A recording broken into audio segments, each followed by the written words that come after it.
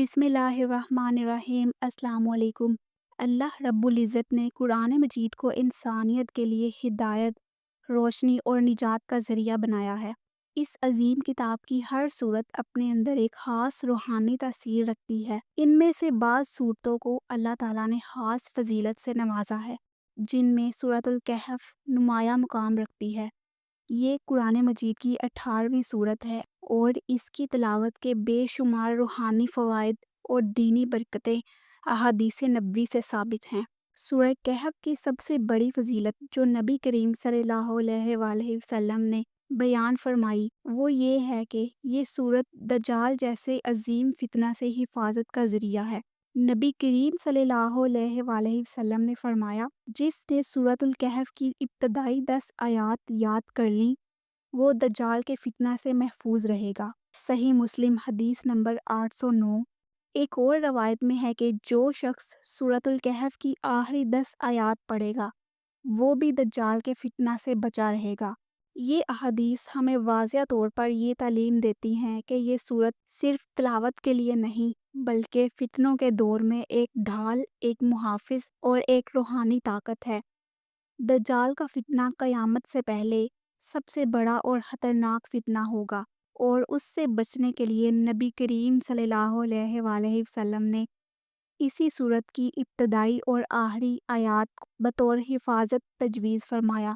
سورت کہف کی دوسری بڑی فضیلت یہ ہے کہ جمعہ کے دن اس کی تلاوت کی بہت تاکید کی گئی ہے۔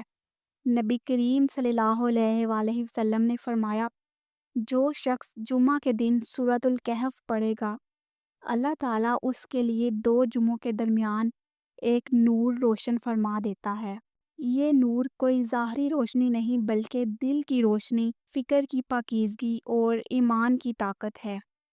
قرآن مجید میں بھی اس سورت کی عظمت کا تذکرہ موجود ہے۔ سورۃ الکہف کے آغاز میں اللہ تعالیٰ فرماتے ہیں، سب تعریف اللہ ہی کے لیے ہے جس نے اپنے بندے پر کتاب نازل فرمائی اور اس میں کوئی کجی نہیں رکھی، ایک سیدھی اور مضبوط کتاب تاکہ وہ سخت عذاب سے ڈرائے۔ یہ آیتیں بتاتی ہیں کہ اللہ نے اس سورت کو نہایت درست ہدایت پر مبنی اور فتنوں سے بچاؤ کا ذریعہ بنایا۔ یہ سورت صرف تلاوت کے لیے نہیں بلکہ غور و فکر، نصیحت اور عمل کے لیے نازل کی گئی۔ سورت کہف کی تلاوت ایک روحانی تجدید ہے جو انسان کو ہفتے بھر کے فتنوں، وسوسوں اور غفلت سے نکال کر اللہ کے نور کی طرف لے جاتی ہے۔ ہمیں چاہیے کہ ہم سورت کہف کی تلاوت کو اپنا معمول بنائیں، خاص طور پر جمعہ کے دن۔ صرف زبانی نہ پڑھیں بلکہ اس کا ترجمہ اور مفہوم بھی سمجھنے کی کوشش کریں تاکہ اس سورت کے پیغام سے ہمارے دل نرم ہوں، ایمان تازہ ہو اور ہماری زندگی کا رخ اللہ کی طرف مڑ جائے۔